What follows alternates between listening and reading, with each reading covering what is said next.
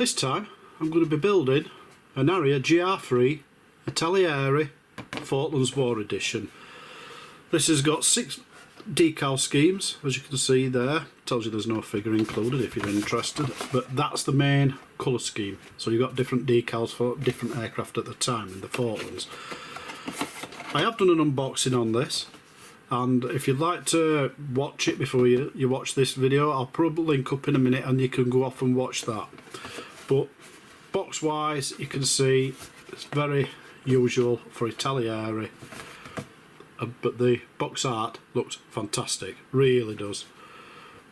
So the kit itself got us instructions, and these are the different variants, and it's not a lot in all honesty. You're just getting just slightly different on the tail and the wing spans. But we've got us decals here. I'll just give you a quick look at them, and we've got us kit here. We'll get that out. I think it's about 3 or 4 sprues if I remember right, and then we'll crack on with building this. We clear parts, don't one of those then. 1, 2, 3, yeah, 3 sprues. We'll crack on and get it built. We'll see how good a job we can do of it. Be looking forward to this one in all honesty. You can see there that there's some injection marks. I'm going to have to fill them because you're going to see them. So I'm using Vallejo's plastic putty, which I find quite a good one. The only problem I've got with Vallejo's plastic putty, it takes a long time to dry for you to sand it again. But it's just one of them. There's a few on the back bit there as well, where it all sits down into. Now they're probably going to be hidden bit seat, but I'll fill them while I'm doing the other one anyway, just so it's done. Once it's dried, I sanded it, and now you can just put the pieces together. There is one you would have seen there, so I'm quite glad that I did it. There's lots of smaller, as you call it, subsections that you've got to build first before you can actually finish the cockpit. I will say there's not a lot of detail on this cockpit in all honesty. The grey I'm pouring in is Tamiya XF53 neutral grey. I haven't got the Italeri, or Italeri, or whatever people like to pronounce its actual colours, so I'm using the best I can find. I think it'll look alright. I'm using a bit of Vallejo paint here. I find these some of the best to actually paint for, like airbrush, you know what I mean? It don't seem to clog up, and it gives you a nice long drying time for it. I am using for the seat though some AK for the back of it, but the rest are Vallejo. You can see there's definitely not a lot of detail. I mean, you're going to get some decals to go on the sides, but really it's not a lot. This is the decal, like I said. This is your instrument panel, and then there's one for each side. I just put them on and just dab them off with a cotton bud, just so that the seal nice and down to it. And again there you can see, that's all they are. And in that brush you can see there, that's just the decal fixing solutions. You've got cockpit nose here, well, the nose of aircraft as you'd say, but I'm going to be honest with you, there's a part on it sticks out. It ain't going to last. Not with me when I'm doing it, just ain't going to last. There's the actual seat and that going in, and you can see there was no detail whatsoever inside that really, just the actual bars for where it's sitting against. So like I say, it's very minimal, but it is a small aircraft, as in what you'll see inside. There won't be a lot. Now you've got a piece that goes in the back. This is what will help hold it to it, the actual airframe itself, so it'll all be held together. And then the other part just fits over, and you can see then the other one, the nose section, will just fit to that. Just have to make sure it's all tight up before you actually glue it up. It's not the greatest part fitting, to be honest, a lot of it. I've known a lot better. You can see there, it's not fantastic, but you just get it done.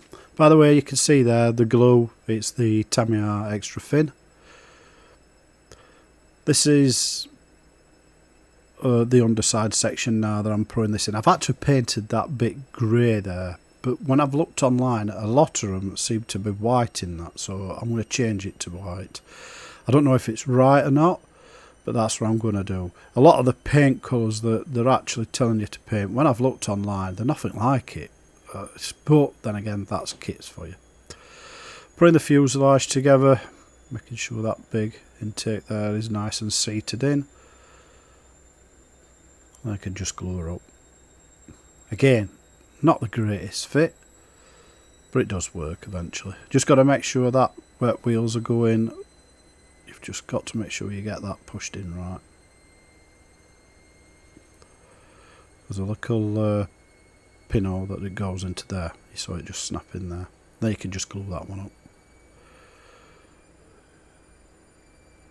I'm painting the fan section here, and I'm doing this, and it's probably not going to see it in all honesty, because half the time, once you've done these, they're that far inside aircraft, you don't see them. But I'm doing it while it's exposed and I can.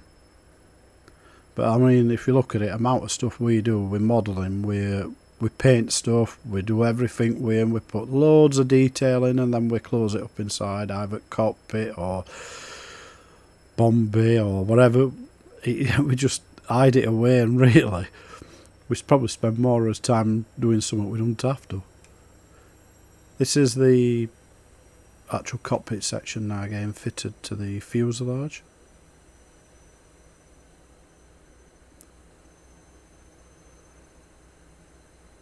It seemed to fit better than what I thought it was going to when I first saw it that bit, in all honesty.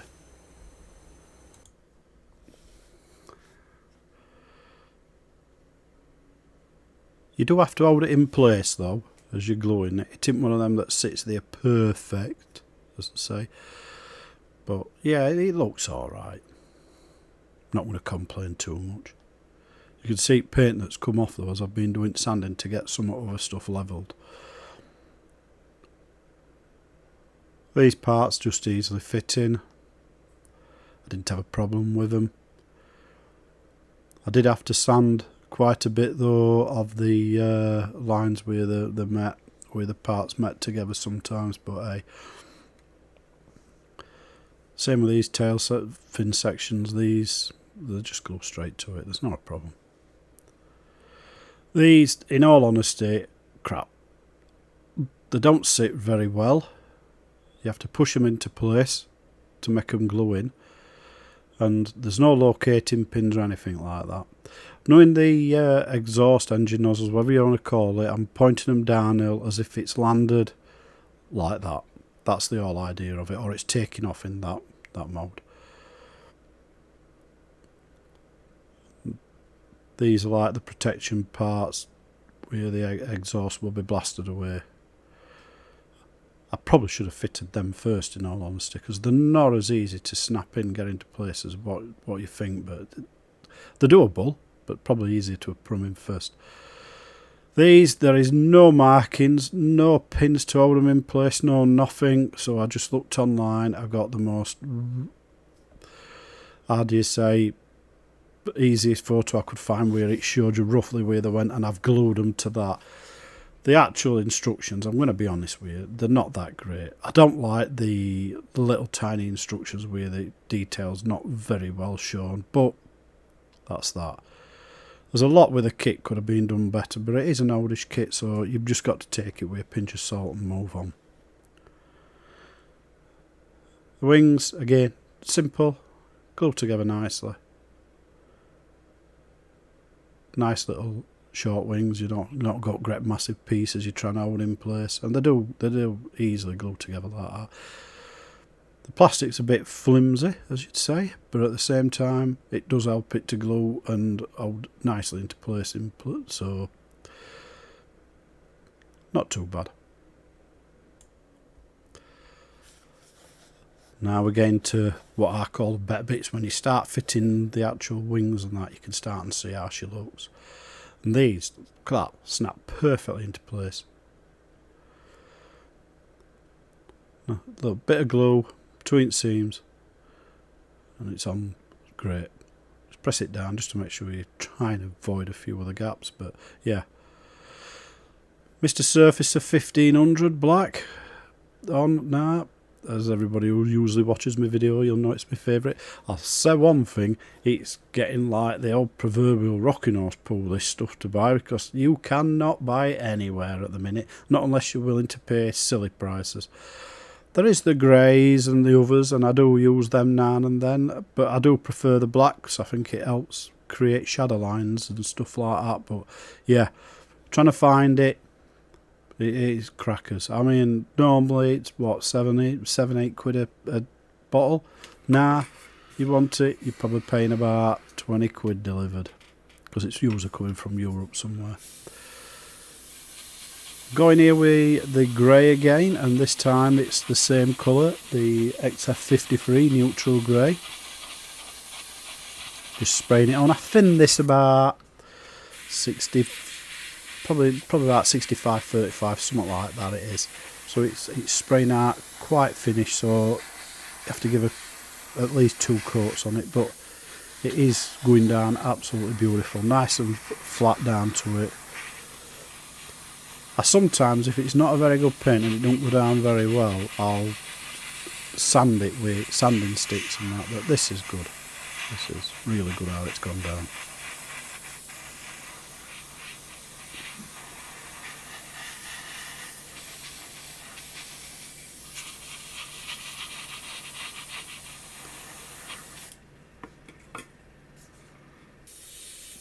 This time we're having the green on. And the green, hang on a sec, I've just got to find the actual pot. It's a Tamiya one again. Here it is. It's the XF67 NATO green. Now, I know this is not the proper colour probably. I have no idea, but it's the closest I've got. It says to the actual instructions, what they recommend, so I'm using it anyway. The white tack, that one. There's a bit of blue tack as well at the back there, but it's just to create the camouflage scheme. Yeah, I'll have put loads of videos up before about me using it and how to use it.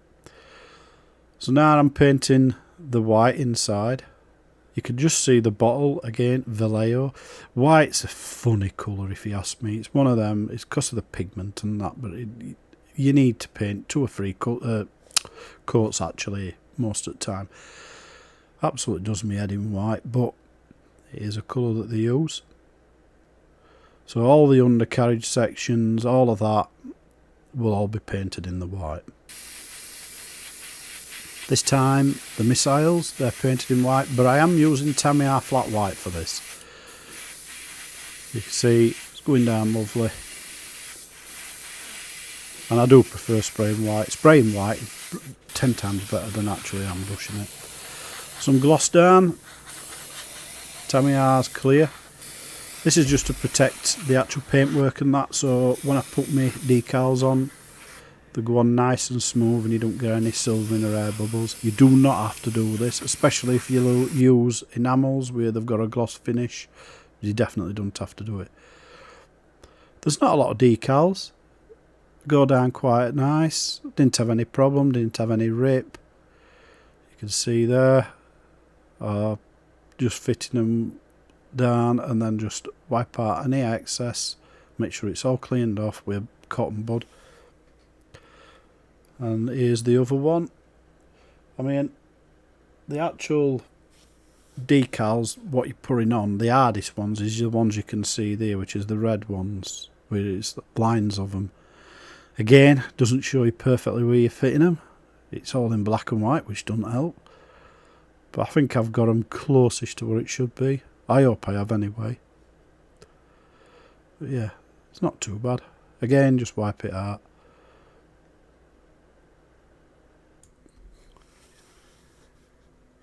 This time I'm just going to be using some black pin wash. But rather than painting all of the aircraft, all I'm going to do is do into the actual panel lines. So I'm just panel lining it. I'm not doing a wash, it's just a panel line version this time. It's a bit slower, it's a bit tedious at times, but you just go around letting the actual wash soak into each panel line and just running around it like that. I'm not doing a big weathering job, I'm not doing nothing like that. This is the only thing I'm doing, and I'm only doing it just to highlight the actual details of the kit itself to make it look a bit better, nicer. I just rub off any excess with a bit of kitchen towel and it just goes. There's only usually just where the drop initially goes in.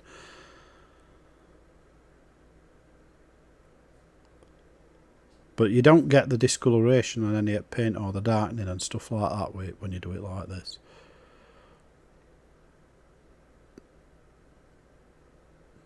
It does rub off very easy, especially when you've got that gloss on. I will say another thing, I did put a gloss coat over where just my decals were. I didn't do the all kit, I just blasted a little bit over decals so that none of that black would go into them. On the actual instructions it tells you to paint this like a browny colour. No, I had a look online and there's none a browny colour. They're more a metallic, silver, or like that kind of colour, so I'm doing them silver. I'm just leaving it at that. Again, I don't know why they've told you to paint it brown, whether they think it should look a bit like it's rusted or whatever, but no, I'm just doing it like this. And those protective covers as well, I've seen, they're all metallic looking. I mean, they are worn usually, they've got all muck and that on them and soot and that, but no, I'm not weathering this time.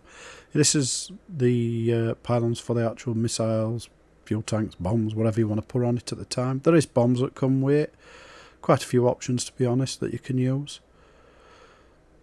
Sorry about that, you can't see me actually pouring it on. Oh, that's better.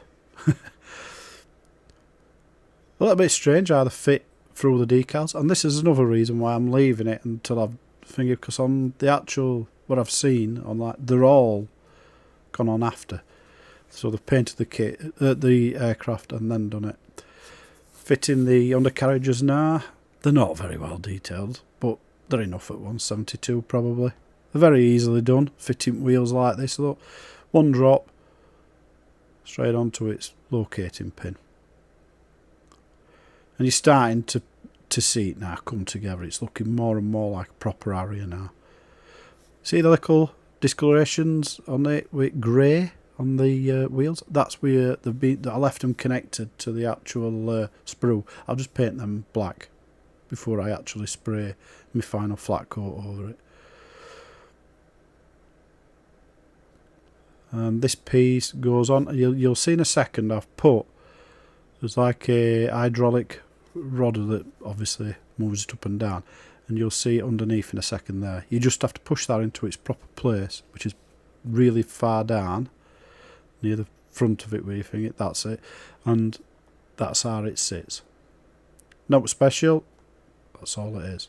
And the very outside wheels, they're just push into place. Again, you can see where I've got to paint them, where they were connected. I do find leaving some parts on spruce sometimes is a lot better. For one, you keep the number for what part it is, and for the other one, you can make it easier for painting them when you're trying to hold them. And that is all the wheels on. Missiles, there's no locating pins, they're just going into like a small recess for where the actual missile sits. It's not very good. I do wish they'd just put a couple of pins on or whatever where you can actually see this is exactly where it goes. Again, you're kind of guessing. You're hoping you're getting it in the right spot. To what I've seen in photos and that, this is it. But I'm not saying I'm perfectly right. And if I am wrong, sorry about that.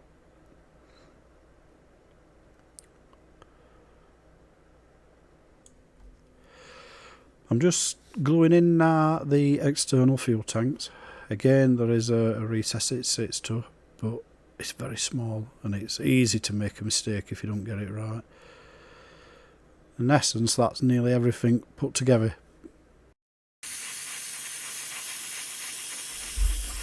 Just putting on some Winsor Newton flat varnish. It's mixed about 60-40 with Tamiya X20 thinners. Doing this because I like flat finish to me paintwork at the end rather than a gloss one. Well, I've completed this model, and in all honesty it's come out better than I thought it would go into. But the build process, I'm going to be completely honest with you, it is not an easy, nice build. I'm not saying it's an hard one where you've got to be a professional to do it or anything like that, but I know it's an oldish kit and that, but the fitments of some parts are terrible, they really are. But then you get the other side where the decals are absolutely fantastic, but they're a new style decal anyway, so the decals are great. But the painting of it, and that I've absolutely loved. I love doing a camo pattern anyway, but it's come out really well. I think the painting side. It's just a shame about the build side. It's like that. You look at this section here, and I've done Cockpit open. The main reason I've done Cockpit open because these two parts fitted together like chalk and cheese. Didn't want to meet, didn't line up. But this one is massively out of shape, badly set up, everything. It's terrible, that clear part, the front part of the cockpit. I mean, you can even see gaps underneath, and I've had to take this off and realign it twice. That's how bad it is. The actual part just wants to spring apart all the time. Almost as if it wants to flatten itself out, which is rubbish compared to, say, this one here. This one don't want to do that. So, but it is what it is. And like I say, I'll show you the instructions again, and you'll see what I mean with some of these, where it's showing you where you're fitting parts. And it's like this. It just shows you a dotted line there where it's going. There's no dotted line on kit. There's nothing. It's just giving you a rough idea somewhere this side, if you know what I mean.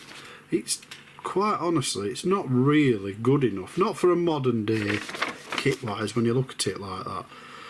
I mean, it's like this. You've got this for what your armament fitment, and they're doing all the building, telling you which one's built and all that, and then they're doing all alternative, and instead of just saying these are the parts to build and then do the bomb or that, whatever it is you want to fit, not try and cram it all in like number 9 detail. It doesn't have to be all done in once, but it's what they've done. And it's like that. There's your decaling options as it's showing you there, and then you've got the other side there, which is what individual ones are. But it's in black and white, and you can't 100% make out a lot of where these, like there, number 23, you can't exactly see where these black lines are finishing sometimes because they're going over black lines, or they're finishing near black lines. You can't be sure. It really could have been better, really could have been better. But like I say, I've enjoyed it, and I suppose that's the main thing. You've got to enjoy the hobby and building and that, so yeah, I have enjoyed making it. Do I think it's worth the money? Because I think my daughter got it for me and it was nearly 20 quid. No, I don't. I think it's about a 12 quid kit at top end. If you can find one for about 12 quid, brilliant bargain buy. Otherwise, probably just get the 148 scale Tamiya one or something. It's a lot better kit. I built it years and years ago. I don't even know where it is now, but I know, I can remember doing it, and it's a way better kit in my view. But if you want one Falklands themed, you've got different options. You're virtually just stuck with this to what I know. Unless anybody knows another one, you just give me a link up, because I might actually get one if there's a better, even 148 scale. I don't mind that, because as long as it's a better one. But anyway, thanks for watching. I hope you've enjoyed the video. Be grateful if you'd subscribe, or just give me a thumbs up if you'd like. Help channel out, that will a lot. And with a bit of luck, we'll soon get next to Dump Bench, and we'll get another kit built, and we'll see what she's like. Thanks a lot for watching. Catch you all later.